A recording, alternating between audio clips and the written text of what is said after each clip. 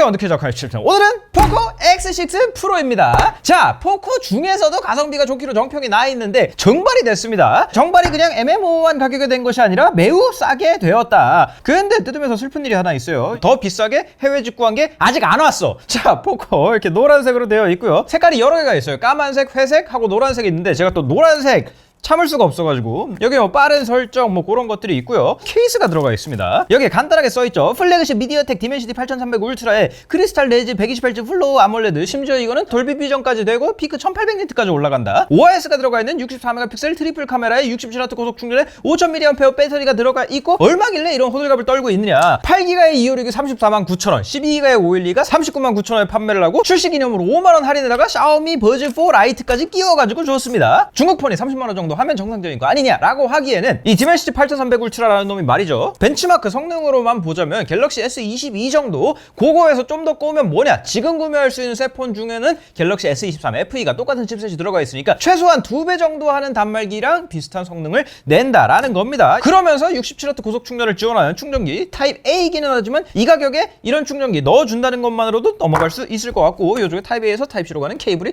들어가 있다라는 겁니다. 뭐 소소하게 따지자면은 충전기 색깔을 안 맞춰줬네요 같은 소리를 할 수는 있겠지만 하지 않겠습니다. 이 정도 가격에. 참고로 이 화면 같은 경우에도 이 가격대에서 놀랍게 골라글라스 5로 덮여 있습니다. 효율적인 진행을 위해서 전원을 넣으면서 설명을 합시다. 일단 샤오미 하이퍼 OS라고 되어 있고요. 요거에 대한 기본적인 설명은 제가 두어 번 정도 드린 적이 있으니까 참고를 하시는데, 글로벌 버전으로 제가 처음이어가지고 간단하게 살펴만 볼게요. 한국어, 대한민국 하고 여기에서 앱들을 갖다 바탕화면에 놓을지 아니면 서랍에다가 넣을지 설정할 수 있군요. 저는 서랍이 있는 게 좋아요. 오, 추천된 앱이 또 잔뜩 뜨는군요. 리니지 M, 화이트하우스 서바이벌, 카카오톡 어쩌고저쩌고. 그래도 한국에 맞춘 게 뜨기는 하네요. 전체 선택을 할 수는 있는데 요게 눌러가지고 선택이 해제되진 않네요. 손으로 일일이 해제를 해주도록 합시다. 자, 오른쪽에 보면 전원키, 요거에도 또 노란색으로, 정확히 금색이긴 한데 금색으로 포인트를 줬고요. 볼륨키 있고요. 아래쪽에는 이어폰잭 없고요. USB-C 포트 말씀드린 대로 67W 고속 충전 지원하고 심카드 트레이스예요. 요거 듀얼심 지원할 건데 옆에 마이크 있고요. 스피커 있고요. 듀얼 스테레오 스피커입니다. 심카드 넣어보자고요. 요렇게 앞에 쪽에 하나, 뒤에 쪽에 하나 심카드를 2개 넣을 수 있고요. 얘는 eSIM은 지원이 안 될 겁니다. 그게 이제 4촌, 8촌 격인 레드미 노트 13 프로 Y 차이점 중에 하나죠. 그리고 얘가 IP54 방수 방지 되기 때문에 이쪽에 또 실링 처리가 되어 있군요. 좋아요. 위에 쪽에 샤오미 전통대로 적외선 포트가 있고요. 요거 리모컨으로 쓸 수 있고 노이즈 캔슬링용 2차 마이크, 그리고 위에 쪽에 스피커도 소리가 나와야 되니까 구멍이 뽕뽕뽕 뚫려 있군요. 왼쪽엔 아무것도 없고요. 제일 기대한 뒤쪽을 보면 귀엽네요. 아주 귀여워요. 제가 좋아하는 쨍한 노란색입니다. 그러면서 여기 가죽 질감이라 그랬는데 사실 제가 까만색이랑 회색을 안 산 게 뭐 노란색이 좋아서도 있지만 걔네는 어차피 뒤가 플라스틱이거든요. 플라스틱인데다가 유광이어가지고 그럴 거면은 요렇게 좋게 말하면 비건 레더고요. 사실은 이제 레자에 가까운 요런 처리를 해놓은 게 저는 좀 더 좋아가지고 요걸로 왔는데 폭신폭신하고요. 질감 같은 것도 표현을 잘 해놨고요. 그러면서 포코의 설명으로는 요게 뭐 다마스커스 강을 갖다가 형상화했다 그랬는데 보통 그렇게 센 표현을 쓰면은 조금 산티가 나거나 하는 경우가 있는데 그럴싸해요. 그러면서 중국 제조사들이 여기에 이제 암월 대잔치를 많이들 하곤 하는데 64메가픽셀 OIS 뭐 딱 필요한 정보만 있어가지고 나쁘지 않네요. 그런데 이 노란색 구매하실 때 하나 참고하셔야 될 거는 요게 조금 더 무겁습니다. 189g. 다른 색깔이랑 4g 차이가 나요. 이왕 온 김에 카메라는 64메가픽셀 f1.7에 2.0분의 1인치 광각, 얘는 위성차 F랑 OS 들어가 있고요. f2.2에 8메가픽셀 120도 초광각, f2.4에 2메가픽셀 접사 렌즈까지 들어가 있습니다. 마지막 하나는 카메라 같지만 LED 플래시예요. 근데 화질은 뭐 대단치 않다는 얘기가 있더군요. 자, 설정이 대충 다 된 것 같은데 켜자마자 업데이트가 하나 있어요. 근데 뭐 보안 패치니까 요거는 안 하고 일단 보여드리겠습니다. 자, 소프트웨어가 어떤지 봅시다. 일단 국내 정발이니까 끼우자마자 5G VoLTE 당연히 되고요. 요쪽에 듀얼심 설정 뜨고요. 글로벌 모델이니까 니어바이 쉐어, 안드로이드 오토 당연히 되고, 제가 설치하라고 제안한 것들을 갖다가 다 빼기는 했는데 그럼에도 불구하고 깔려있는 게 이제 넷플릭스 깔려있고 요런 게임 몇 개, 부킹닷컴 하고 페이스북 깔려있고 링크드인 깔려있고 인센티브를 받은 앱들이 몇 개가 있네요. 그래서 다행인 거는 대부분은 지울 수 있어요. 한 가지 궁금했던 게 샤오미가 이상하게 Always on 디스플레이를 조금 저렴한 기계에는 탭해야만 켜지고 요런 실제로 always 하지 않은 일들을 가끔 한단 말이죠. 또 그러네. 탭한 후 10초 동안 표시 디스플레이로 이름을 바꿔주시길 바랍니다. 그 외에 들어 올려가지고 깨우거나 더블 탭해가지고 깨우거나 끄거나 하는 거 되고요. 요거 위쪽에다가 인터넷 속도를 갖다가 표시한다든지 배터리 아이콘 모양을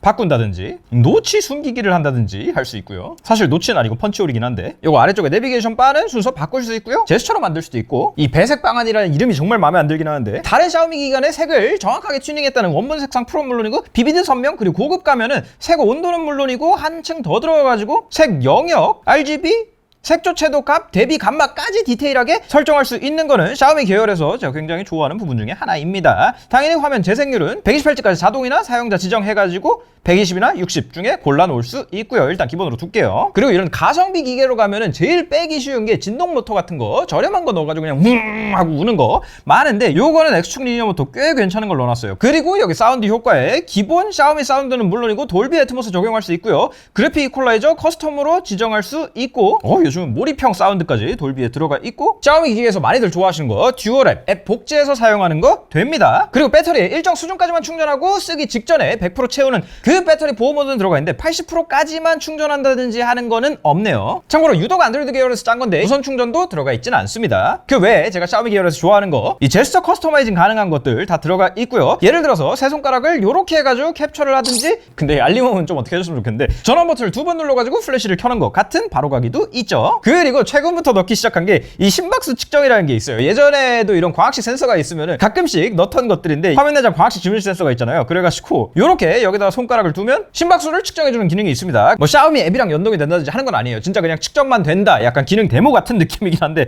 근데 화면이 상당히 괜찮은데? 지금 베젤 두께는 물론이고 색감 표현 같은 게 굉장히 좋네요. 반사율은 당연히 어느 정도 있기는 한데 이 가격대에 이런 화면은 제가 이런 얘기를 할 수밖에 없는 게 최대한 비슷한 가격에서 삼성 거에서 국내에서 구매할 수 있는 새 폰이 갤럭시 A255G입니다. 근데 마감이나 소재감 같은 건 둘째 치고서라도 이런 베젤 같은 부분 차이가 확 난단 말이죠. 그리고 성능으로 가면은 비교하는 게 민망한 수준이죠. 다만 한 가지 의아한 거는 주변 조도가 높을 때 일반적으로 하이 브라이트니스 모드라고 하는 게 상당히 보수적으로 걸려 있는 것 같아요. 지금 이렇게 조명을 쏠 때 삼성 기계들은 확 올려주는데 얘는 일광 모드 뭐 옵션을 켜봐도 이 정도 휘도 이상으로는 안 올려주더라고요. 그런데 이런 기가 막힌 가성비에도 결정적으로 망설이게 되는 이유 몇 가지 중에 하나는 기능상으로는 삼성페이가 없다는 거 플러스 통화 녹음을 할 때 이 글로벌에 구글 다이얼로가 들어가 있어가지고 통화 녹음은 되는데 상대방한테 알려줄 거예요. 자, 통화가 되고 녹음도 되는데 이렇게 뭐 경고가 뜨고 시작을 누르면 통화가 녹음됩니다.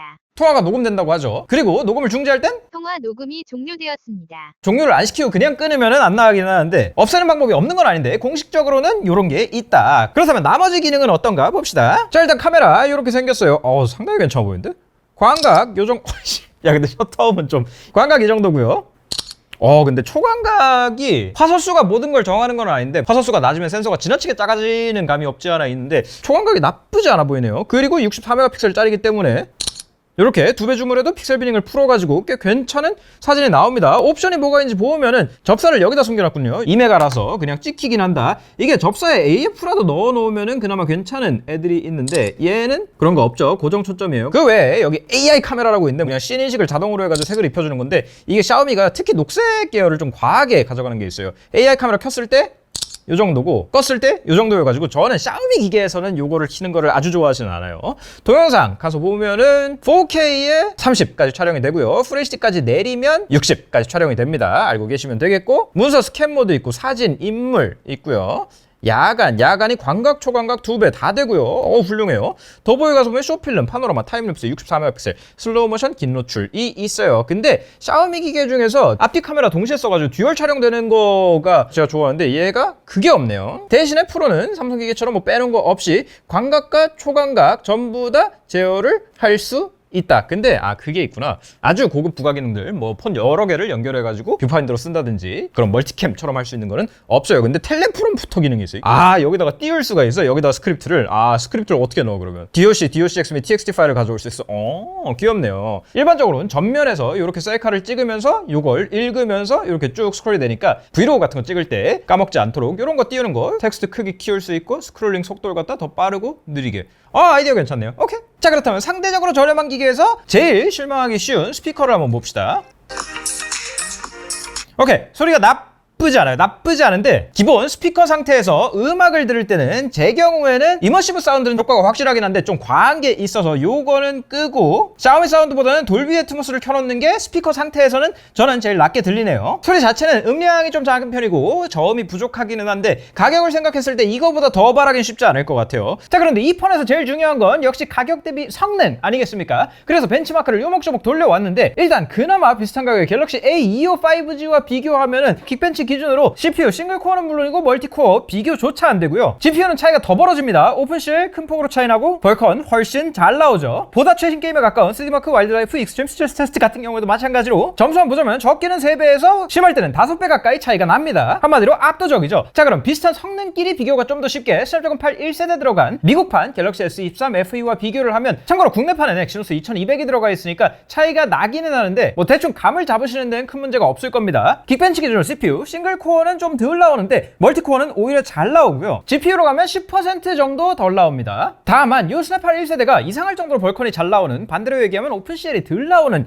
경향이 있어서 벌컨으로 비교를 하면은 차이가 좀 더 납니다. 보다 최신 게임에 가까운 3D마크 계열로 가면은 최고 점수 오히려 더 높게 나와요. 한 가지 아쉬운 거는 요거 성능 모드를 켜놓고 벤치마크를 돌렸는데 최고 점수는 더 잘 나오는데 루프 딱 3번을 돌고 나면은 스로틀링이 확 걸려버리죠. 1000점 가까이 날아갑니다. 천천히 내려갔다 올라갔다를 반복하는 스냅드래곤 8 1세대와 다르게 1000점 깎인 상태로 쭉 가는 걸 볼 수 있어요. 그래서 간단히 다시 정리하자면 국내에서 비슷한 가격의 갤럭시와는 비교할 정도가 아니고요. 2배 정도 하는 단말기와 비교를 했을 때 엇비슷하거나 조금 떨어지는 성능을 낸다고 생각하시면 됩니다. 근데 한 가지 쇼킹한 거는 물론 랜드 특성상 128기가인 얘보다는 256기가인 얘가 더 잘 나오는 게 당연하기는 한데 LPDDR5X랑 UFS 4.0이 들어가 있어가지고 전반적으로 더 잘 나오는 건 물론이고 랜덤 읽기와 순차 쓰기가 큰 폭으로 차이 납니다. 참고로 비슷한 가격의 갤럭시 A25 5G와 비교하면은 좀 미안할 정도의 성능 차이가 납니다. 자, 그렇다면 센서까지 맞아볼까요? 하나 둘 셋! 야, 잘 나왔다.